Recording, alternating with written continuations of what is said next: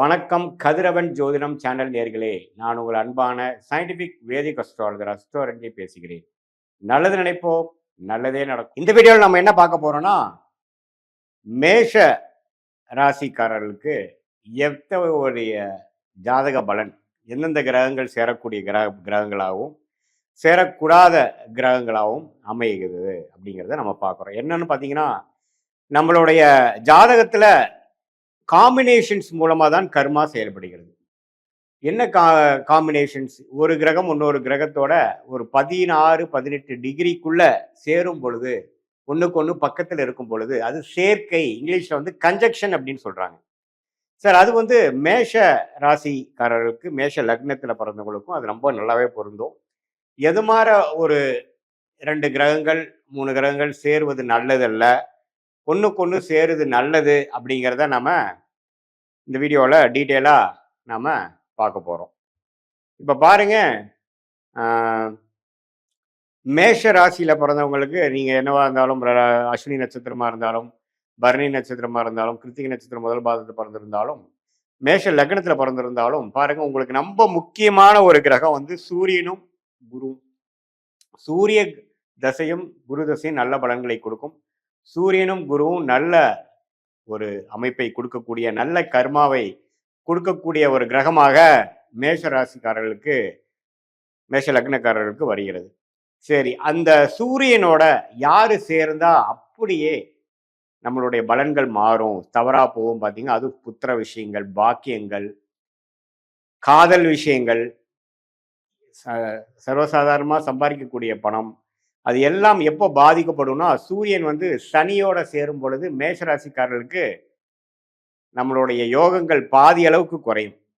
எவ்வளோ ஒரு 17, 18 டிகிரிக்குள்ள, 16 டிகிரிக்குள்ள வந்துருச்சுன்னா சூரியனும் கெட்டு சனியும் கெட்டு, அதே மாதிரி சூரியனும் சனியும் ஒண்ணுக்கு ஒண்ணு பார்த்துக்கிட்டாலும் 17, 16 டிகிரிக்குள்ள பார்த்துக்கிட்டாலும் சரி, 3ஆம் பார்வையாக பார்த்தால் சூரியன் கெட்டு சனி விலகுவார்.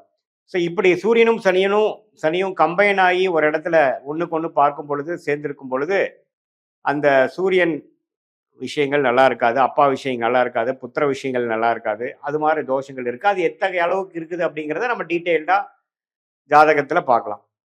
ஸோ பொதுவா சூரியன் வந்து சனியோட சேர்வது நல்லதில்லை. சூரியனும் குருவும் சேர்ந்துட்டா டாப், அருமையா இருக்கும்.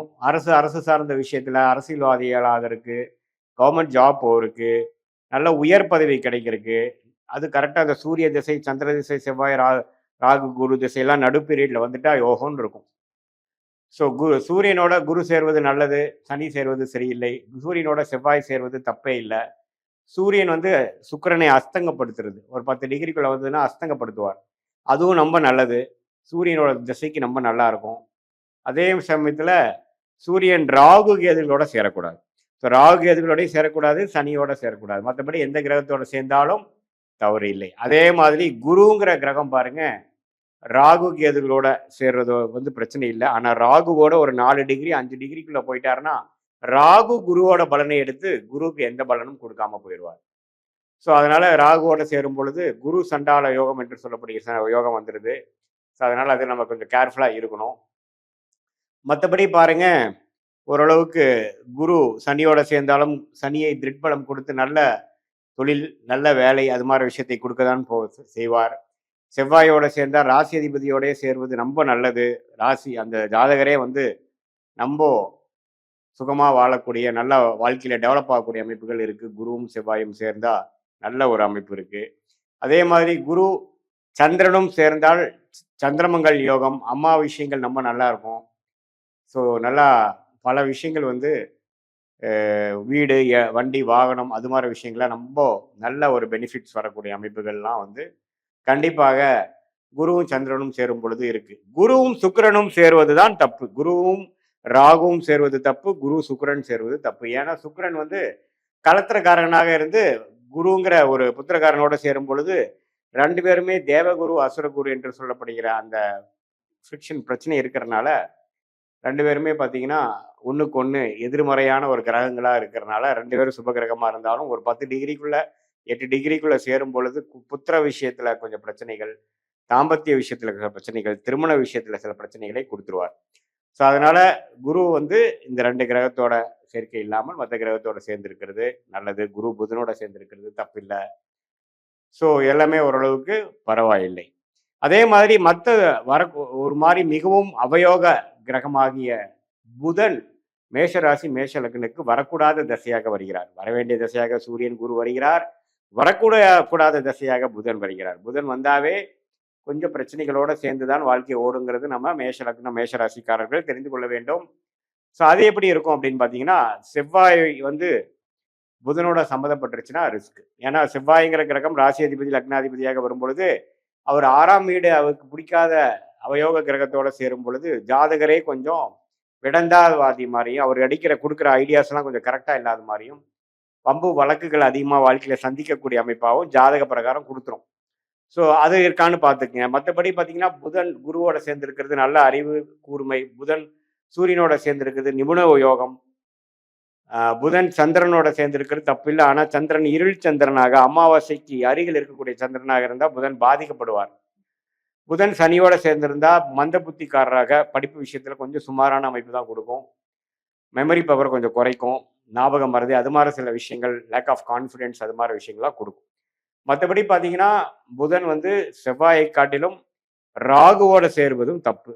கேதுவோட சேர்ந்தா கூட அது ஒரு வேற மாதிரி ஒரு நுணுக்கமான அறிவை கொடுக்கும். ராகுவோட ஒரு 5 டிகிரி 6 டிகிரி கேட்கும் பொழுது ராகு புதனின் அமைப்பை எடுத்துக்கொண்டு புதன் வந்து நல்லா இருக்காது. ஸோ புதன் திசை வந்து ஒரு பிரச்சனைக்குரிய திசையாகவும் உடல் உபாதைகள் அது மாதிரி விஷயங்கள்லாம் இருக்கும்.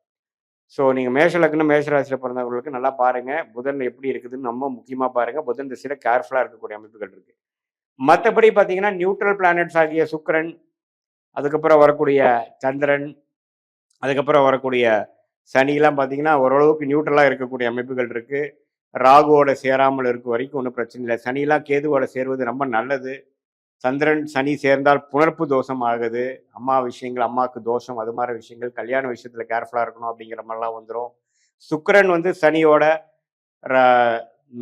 செவ்வாயோட சம்மந்தப்படும் பொழுது காதல் விஷயம் மூலமாக கல்யாணம் நடக்கிறது, காதல் திருமணம் அது மாதிரி விஷயங்கள்லாம் வரக்கூடிய அமைப்புகள் இருக்கு. அது எத்தகைய திருமணங்கிறது 7ஆம் வீட்டு அதிபதி எப்படி இருக்கிறார், அடுத்து வரக்கூடிய தசாபுக்திகள் எப்படி இருக்குதுங்கிறத வைத்து நாம துல்லியமாக சொல்றோம்.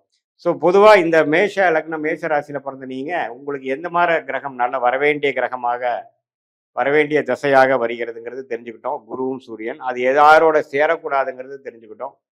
அதே மாதிரி வரக்கூடாத தசையாக எந்த கிரகம் வருகிறதுன்னு தெரிஞ்சுக்கிட்டோம். அவர் யாரோட சேர்ந்தா நமக்கு இன்னுமே பிரச்சனைகள் கொடுப்பாரு அப்படிங்கிறது தெரிஞ்சுக்கிட்டோம்.